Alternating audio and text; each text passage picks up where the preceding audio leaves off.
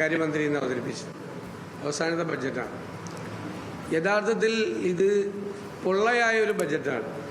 കാരണം നിലവിലെ സാമ്പത്തിക സ്ഥിതിയെക്കുറിച്ച്, സംസ്ഥാനത്തിൻ്റെ സാമ്പത്തിക അവസ്ഥയെക്കുറിച്ച്, ധനസ്ഥിതിയെക്കുറിച്ചുള്ള യാതൊരുവിധ പരിഗണനയും ഇല്ലാതെ പൊള്ളയായ വാക്കുകൾ കൊണ്ടുള്ള ഒരു നിർമ്മിതിയാണ് ഈ ബഡ്ജറ്റ്. കഴിഞ്ഞ ബഡ്ജറ്റിൽ പറഞ്ഞിരുന്നത് പുതിയ മാതൃകകളും രീതികളും കൊണ്ടുവരും, വ്യത്യസ്തമായതും വേഗതയേറിയതുമായ ഔട്ട് ഓഫ് ദ ബോക്സ് പദ്ധതി മാതൃകകൾ സ്വീകരിക്കുമെന്നാണ്. എന്താണ് ഔട്ട് ഓഫ് ദ ബോക്സ് പദ്ധതി മാതൃകകൾ? അതിനിടയിൽ ബഹുമാനപ്പെട്ട ധനകാര്യമന്ത്രി തൻ്റെ പ്ലാൻ ബി പറഞ്ഞു. കഴിഞ്ഞ ദിവസമാണ് എല്ലാവർക്കും മനസ്സിലായത് പ്ലാൻ ബി എന്ന് പറയുന്നത് ഈ പ്ലാൻ വെട്ടിക്കുറയ്ക്കലാണ്. പ്ലാനിൽ ഗൗരവതരമായ വെട്ടിക്കുറവ് നടത്തിയിട്ട് വീണ്ടും പ്ലാൻ അലോക്കേഷനെ കുറിച്ച് പറയുന്നതിൻ്റെ വിശ്വാസ്യത എന്താണ്? എത്ര 15,000 കോടി രൂപയുടെ പദ്ധതികളാണ് 2024-25 സാമ്പത്തിക വർഷത്തിൽ വെട്ടിച്ചുരുക്കിയത് എന്ന് നമ്മൾ അറിയണം. നിയമസഭ പാസാക്കിയ അപ്രോപ്രിയേഷൻ ധനാഭ്യർത്ഥനകൾ പാസാക്കിയ നിയമസഭ പണം ചെലവാക്കാൻ അനുമതി നൽകിയ പണം എക്സിക്യൂട്ടീവ് ഓർഡറിലൂടെയാണ്, നിയമം ലംഘിച്ചുകൊണ്ടാണ്, എക്സിക്യൂട്ടീവ് ഓർഡറിലൂടെയാണ് ഈ പദ്ധതി തുക വെട്ടിക്കുറച്ചത്. ഒരിക്കലും ചെയ്യാൻ പാടില്ല. ഭരണഘടനാ വിരുദ്ധമായിട്ടുള്ള ഒരു നടപടിയാണ് ഗവൺമെൻറ് ചെയ്തത്. നിയമസഭ പാസാക്കിയ അത് വേറൊരു സർക്കാർ ഉത്തരവിലൂടെ, എക്സിക്യൂട്ടീവ് ഉത്തരവിലൂടെ ആ പണം മുഴുവൻ വെട്ടിച്ചുരുക്കിയിരിക്കുകയാണ്. ന്യൂനപക്ഷ സ്കോളർഷിപ്പുകൾ വെട്ടിക്കുറച്ചത് കൂടാതെ പട്ടികവർഗ പദ്ധതിയിൽ, പട്ടികജാതിക്കാരുടെ പദ്ധതിയിലെല്ലാം വ്യാപകമായ വെട്ടിക്കുറവുകളാണ് നടത്തിയിരിക്കുന്നത്. അതുപോലെ ലൈഫ് മിഷൻ പദ്ധതിയെക്കുറിച്ച് വളരെ അഭിമാനത്തോടു കൂടിയാണ് ബഹുമാനപ്പെട്ട ധനകാര്യമന്ത്രി ഇന്ന് സംസാരിച്ചത്. ശരിക്ക് കഴിഞ്ഞ വർഷത്തെ ലൈഫ് പദ്ധതി 500 കോടി രൂപ വെച്ചിരുന്ന സ്ഥലത്ത് എക്സ്പെൻഡിച്ചർ എത്രയാണെന്നറിയാമോ? 24% ഇന്ന് വരെയുള്ള എക്സ്പെൻഡിച്ചർ. 500 കോടി വെച്ചിരുന്നിടത്ത് അതിൻ്റെ 24% മാത്രമാണ് ലൈഫ് മിഷന് വേണ്ടിയിട്ട് ചെലവാക്കിയിരിക്കുന്നത്. അപ്പോൾ എന്താണ് ബജറ്റിൻ്റെ വിശ്വാസ്യത? നിരവധി കാര്യങ്ങൾ വെട്ടിച്ചുരുക്കിയിരിക്കുകയാണ്. തദ്ദേശ സ്വയംഭരണങ്ങൾക്ക്, സ്ഥാപനങ്ങൾക്ക് കൊടുക്കുന്ന ഫണ്ട് വെട്ടിച്ചുരുക്കിയിരിക്കുന്നു. വിവിധ വികസന പദ്ധതികൾ, ക്ഷേമ പദ്ധതികൾ, കുട്ടികളുടെ സ്കോളർഷിപ്പ് ഉൾപ്പെടെയുള്ള കാര്യങ്ങൾ വ്യാപകമായി വെട്ടിച്ചുരുക്കിയിട്ട്, ഇപ്പോൾ ഞാനൊരു ഉദാഹരണം പറയാം. 700 കോടി രൂപ സപ്ലൈകോയ്ക്ക് വെച്ചിരിക്കുന്നു. സപ്ലൈകോയ്ക്ക് സർക്കാർ തന്നെ ഇപ്പോൾ അത്രയും പൈസ കൊടുക്കാറുണ്ട്, കടമായിട്ട് കൊടുക്കാറുണ്ട്. അതായത് വിതരണക്കാർക്ക് കൊടുക്കാനും നെല്ല് സംഭരണത്തിൻ്റെ പണവുമായിട്ട് 700 കോടിയോളം രൂപ കൊടുക്കാനുണ്ട്. ഇപ്പോൾ ഈ വർഷത്തെ അലോക്കേഷൻ വെച്ചിരിക്കുന്ന 700 കോടിയാണ്. ആ കടം തീർത്താൽ പിന്നെ സപ്ലൈകോയ്ക്ക് വർക്ക് ചെയ്യാനുള്ള പ്രവർത്തന മൂലധനം ഇല്ല. സപ്ലൈകോ പൂട്ടുന്ന സ്ഥിതിയിൽ വരും. എല്ലാ സ്ഥാപനങ്ങളും, എല്ലാ വകുപ്പുകളും ഇങ്ങനെയാണ്. കാരുണ്യ പദ്ധതി ഏകദേശം 1800 കോടിയോളം രൂപയാണ് സർക്കാർ ആശുപത്രികളിലേക്കും വിവിധ സ്വകാര്യ ആശുപത്രികൾക്കും കൊടുക്കാനുള്ള തുക. അപ്പം ആ കടം ഈ സർക്കാരിൻ്റെ ബാധ്യത പോലും സർക്കാരിൻ്റെ ബാധ്യത തീർക്കാനുള്ള പണം പോലും ഈ പ്രാവശ്യം വെച്ചിട്ടില്ല. അപ്പം കഴിഞ്ഞ പ്രാവശ്യം പ്ലാനിൽ അലോക്കേറ്റ് ചെയ്ത പൈസ ഗൗരവമായി വെട്ടിക്കുറച്ചു. കോടിക്കണക്കിന് രൂപ വെട്ടിക്കുറച്ചു. ഏകദേശം ഒരു 50% വരും. വലിയ വെട്ടിക്കുറവുണ്ടായി. രണ്ടാമത് അതുണ്ടാക്കിയ ബാധ്യതകളാണ്. വിവിധ വെൽഫെയർ പ്രോജക്റ്റുകൾക്ക്, ക്ഷേമ പദ്ധതികൾക്ക്, വികസന പദ്ധതികൾക്കൊക്കെ ഉണ്ടാക്കിയിരിക്കുന്ന വലിയ തുക കടം ബാധ്യത വരുത്തിയിരുന്നു. ആ കടബാധ്യത പോലും തീർക്കാനുള്ള അലോക്കേഷൻ ഈ വർഷത്തെ ബഡ്ജറ്റിലില്ല. പിന്നെ എങ്ങനെയാണ് ഒരു ബജറ്റ് പെർഫോം ചെയ്യുന്നത്? എങ്ങനെയാണ് ഒരു ബജറ്റ് വർക്ക് ചെയ്യുന്നത്? എങ്ങനെയാണ്? അപ്പം ഇത് വെറും പൊള്ളയായ വാക്കുകളാണ്. മാത്രമല്ല ആവർത്തനമായിരുന്നു കംപ്ലീറ്റ്. ഒന്നും കമ്പൈൽ ചെയ്തിട്ട് പോലുമില്ല ബജറ്റ്. ഞാൻ ആദ്യമായിട്ടാണ് കഴിഞ്ഞ 24 വർഷത്തിനിടയിൽ ഇങ്ങനെ ഒരു ബജറ്റ് കേൾക്കുന്നത്. പറഞ്ഞു തന്നെ ആവർത്തിച്ചുകൊണ്ടിരിക്കുക. അതായത് വിവിധ ഡിപ്പാർട്ട്മെന്റുകളിൽ നിന്ന് വന്ന സംഭവം ഒന്ന് കമ്പൈൽ ചെയ്ത് ഒരു ബജറ്റിന്റെ ഓർഡറിൽ പോലും ഈ ബജറ്റ് ആക്കിയിട്ടില്ല. നമ്മൾ കേട്ടത് തന്നെ 3 പ്രാവശ്യമൊക്കെ ചില കാര്യങ്ങൾ ബജറ്റിൽ ആവർത്തിച്ചു. ഒന്ന് കൃത്യമായിട്ടുള്ളൊരു ബജറ്റിന്റെ ഷേപ്പിൽ പോലും, രൂപത്തിൽ പോലും ബജറ്റ് പോലും ആക്കിയിട്ടില്ല. കാരണം അതിന് യാതൊരുവിധ പ്രസക്തിയുമില്ല, അതിന് വിശ്വാസ്യതയില്ല. കാരണം അത്രമാത്രം വലിയ ബാധ്യതയിലാണ് സർക്കാർ നിൽക്കുന്നത്. അത്രമാത്രം മതി. ഇപ്പം സർക്കാർ ജീവനക്കാർക്ക് ഒരു ഗഡു കൊടുക്കുമെന്ന് പറഞ്ഞത് PF ലയിപ്പിക്കുമെന്ന് പറഞ്ഞത്. അപ്പോൾ അവർക്ക് കിട്ടൂല. അവരുടെ ലീവ് സറണ്ടർ അത് 2027 കിട്ടും എന്നാണ് പറഞ്ഞത്. ഒരു യാഥാർത്ഥ്യ ബോധം ഇല്ലാത്ത ബഡ്ജറ്റാണെന്ന് പറയാൻ കാര്യം 170 രൂപ ഉണ്ടായിരുന്ന റബ്ബറിൻ്റെ തറവില 10 രൂപ കൂട്ടി 150 രൂപയ്ക്ക് അല്ലേ, 180 രൂപയ്ക്ക്. റബ്ബറിൻ്റെ ഇപ്പോഴത്തെ മാർക്കറ്റിലെ വില എത്രയാണെന്നറിയോ? 210 രൂപ, 208, 210, 208 ഇപ്പോൾ ഇന്നത്തെ വില 208 രൂപയാണ്. അപ്പം ഇവർക്ക് മാർക്കറ്റിനെ കുറിച്ചോ കർഷകരെ കുറിച്ചോ എന്ത് ബോധ്യമുണ്ട്? ഓൾറെഡി ഇവരിപ്പോൾ പറഞ്ഞിരിക്കുന്ന ഈ തറവിലയേക്കാൾ 28 രൂപ കൂടുതൽ മാർക്കറ്റിൽ ഓൾറെഡി ഉണ്ട്. 170 രൂപ 10 രൂപ കൂട്ടി 180 രൂപ ആക്കി. എന്തിനാ ഇവരുടെ പൈസ എന്തിനാ? മാർക്കറ്റിൽ പോയാൽ 208 രൂപ കിട്ടും. അപ്പോൾ ഇതൊന്നും പഠിക്കാതെ പിന്നെ ഭീകര കൊള്ളയാണ് ലാൻഡ് ടാക്സിൽ വരുത്തിയിരിക്കുന്നത്. ഭൂനികുതി ഒന്നും വർദ്ധിപ്പിക്കുന്നതിനൊന്നും നമ്മൾ എതിരല്ല.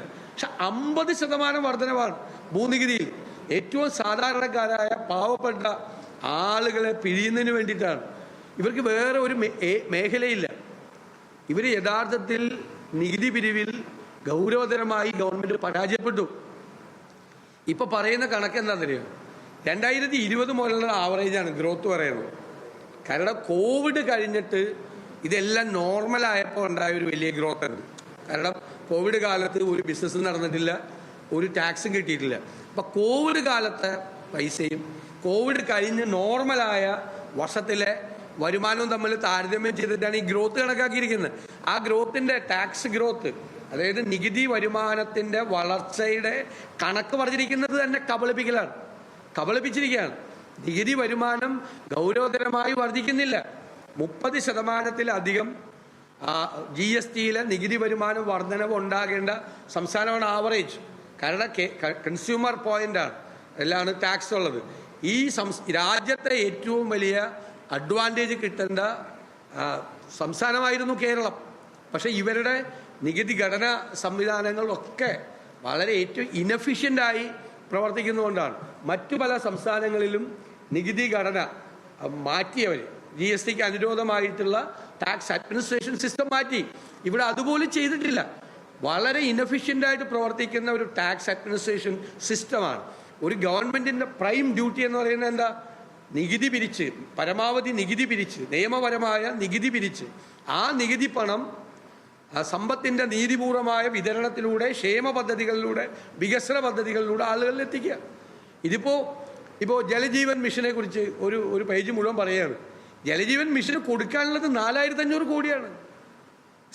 സെൻട്രൽ ഷെയർ ഉണ്ട്, അത് കിട്ടിയിട്ടില്ല. സ്റ്റേറ്റ് ഷെയർ കൊടുക്കാത്തതുകൊണ്ട് കോൺട്രാക്ടർമാരെല്ലാം ആത്മഹത്യയുടെ വക്കിലാണ്. ജലജീവൻ മിഷനിൽ വർക്ക് എടുത്തവർ 4500 കോടി ഓരോ സ്ഥലത്തും കൊടുക്കാനുള്ള തുക, ജീവനക്കാർക്ക് കൊടുക്കാനുള്ളത് 65,000 കോടി. അപ്പോൾ 1 ലക്ഷം കോടി രൂപയിലധികം, ഏകദേശം 1.25 ലക്ഷം കോടിയുടെ പൊതുവായ കടബാധ്യതകൾ സർക്കാരിനുണ്ട്. അപ്പോൾ അതിന് പോലും ഇല്ല. എന്നിട്ട് ഈ 50% പ്ലാൻ കട്ട് ചെയ്തിട്ട് 2000 കോടി പ്ലാൻ വർദ്ധിപ്പിച്ചു എന്ന് പറയുന്നതിൽ യുക്തി എന്താണ്? കേട്ടാൽ ചിരിച്ചു പോകും നമ്മൾ. ഒരാഴ്ചയായിട്ടില്ല ഈ പ്ലാൻ സൈസ് മുഴുവൻ കട്ട് ചെയ്തത്. എന്നിട്ട് ഇപ്പോൾ ഇവിടെ പ്ലാൻ വർദ്ധിപ്പിച്ചിരിക്കുന്നു എന്ന് പറയുന്നത് നമ്മളെ പരിഹസിക്കുന്നതിന് തുല്യമാണ്. ഇത് കേരളത്തെ യഥാർത്ഥത്തിൽ ഈ കഴിഞ്ഞ 3-4 വർഷക്കാലത്തെ ഭരണം കേരളത്തെ 10-20 വർഷം പിന്നോട്ട് വലിക്കുകയാണ്. ആരോഗ്യരംഗത്ത്, വിദ്യാഭ്യാസ രംഗത്തെക്കുറിച്ചൊക്കെ പറയുന്ന കേട്ട് എന്താ സംഭവം? വൈസ് ചാൻസലർമാർ പോലുമില്ല യൂണിവേഴ്സിറ്റികളിൽ. പണ്ട് 90% മീതെ മാർക്കുണ്ടെങ്കിൽ മാത്രം അഡ്മിഷൻ കിട്ടുന്ന കോഴ്സുകളിൽ പോലും കുട്ടികൾ പഠിക്കാൻ പോകുന്നില്ല. അത് ഗ്രേഡ് കിട്ടിയെന്ന് പറയുന്നത് യൂണിവേഴ്സിറ്റികൾക്ക് ഗ്രേഡാണ്. എല്ലാ യൂണിവേഴ്സിറ്റികളിലും വലിയ ബ്രെയിൻ ഡ്രെയിനാണ് കേരളത്തിൽ നടക്കുന്നത്. അതിനനുസരിച്ചിട്ടുള്ള ഒരു പ്രോജക്റ്റോ ഒരു സ്കീമോ ഒന്നും ഗവൺമെൻറ്റിൻ്റെ മുമ്പിലില്ല. കുട്ടികൾ പോവാണ്. 2 കാര്യമുണ്ട്. ഒന്ന്, ഗൗരവതരമായി ബർത്ത് റേറ്റ് കുറയുകയാണ് കേരളത്തിൽ. കഴിഞ്ഞ 3-4 കൊല്ലം കൊണ്ട് ഗണ്യമായ തോതിൽ ജനന നിരക്ക് കേരളത്തിൽ കുറയുകയാണ്. ഒരു ചെറുപ്പക്കാരുടെ ഒരു വലിയ സംഘം പുറത്തേക്ക് പോവുകയാണ്. അപ്പോൾ കേരളത്തിലെ ഒരു ഡെമോഗ്രാഫിക് എവല്യൂഷൻ എന്ന് പറയുന്നത്, ആ മാറ്റം എന്ന് പറയുന്നത് തന്നെ വളരെ വിസ്മയകരമായ ഒന്നാണ്. നമ്മൾ അതിനൊക്കെ അനുസരണമായിട്ടുള്ള പദ്ധതികളോ പ്രോജക്റ്റുകളോ വികസന പദ്ധതികളോ ക്ഷേമ പദ്ധതികളോ സംസ്ഥാനത്തിൻ്റെ താല്പര്യങ്ങളെ മുൻനിർത്തിയുള്ള ഒരു പദ്ധതികളും ഇതിനകത്ത് ഇല്ല. യഥാർത്ഥത്തിൽ ഇത് ഒരു ആനുവൽ സ്റ്റേറ്റ്മെൻറ്റ് എന്തായാലും ഭരണഘടനാപരമായൊരു ബാധ്യത നിർവഹിക്കണം എന്നുള്ളത് കൊണ്ട് യാതൊരു തരത്തിലുള്ള വിശ്വാസ്യതയില്ലാത്ത ഒരു അക്കൗണ്ട്സാണ് ഈ ബജറ്റിൽ അവതരിപ്പിച്ചത്.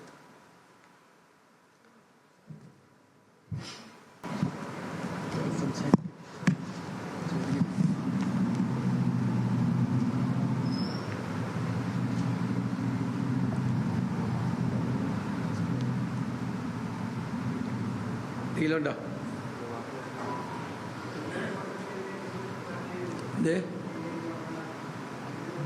അല്ല, ഭൂനികുതി വർധന അത് ഞങ്ങൾ UDF ആലോചിക്കും. എന്തായാലും ശക്തിയായി ഞങ്ങൾ അതിൻ്റെ അകത്ത് പ്രതിഷേധം അറിയിക്കുക.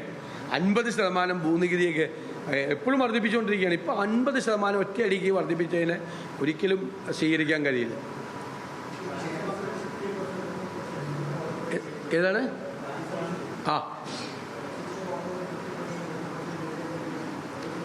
തീർച്ചയായിട്ടും അതിനകത്ത് മാത്രമല്ല, അത് ഭരണഘടനാ വിരുദ്ധമായ ഒരു നടപടിയാണ്. അതായത് ഡിമാൻഡ്സ് പാസ്സാക്കിയതാണ് നിയമസഭ, അതിൻ്റെ അപ്രോപ്രിയേഷൻ പാസ്സാക്കിയതാണ്. ആ അപ്രോപ്രിയേഷൻ ബില്ല് ഗവർണർ അംഗീകരിച്ചതാണ്. ആ ബില്ലിൽ നിന്ന് ഒരു എക്സിക്യൂട്ടീവ് ഓർഡറിലൂടെ റിഡക്ഷൻ നടത്താൻ പാടില്ല. അത് ആ ആർട്ടിക്കിൾ 204-ൻ്റെയും 205-ൻ്റെയും വയലേഷനാണ്. ഭരണഘടനാ വിരുദ്ധമായ നടപടിയാണ് എക്സിക്യൂട്ടീവ് ഓർഡർ ഇറക്കി ഈ പ്ലാൻ സൈസ് വെട്ടിക്കുറച്ചിരിക്കുന്നത്. മാത്രമല്ല, ഒരു 300 സ്റ്റേറ്റ്മെൻറ്റ് മുഖ്യമന്ത്രി കൊണ്ടുവന്നു. പ്രയോറിറ്റി മാറ്റി അതിൻ്റെ അകത്ത്. ഇതൊക്കെയാണ് പ്രയോറിറ്റി എന്ന് പറയുന്നത്. ആ മുഖ്യമന്ത്രി നിയമസഭയിൽ അവതരിപ്പിച്ച റൂൾ 300 സ്റ്റേറ്റ്മെൻറ്റിൽ പറയാത്ത മുഴുവൻ കാര്യങ്ങളും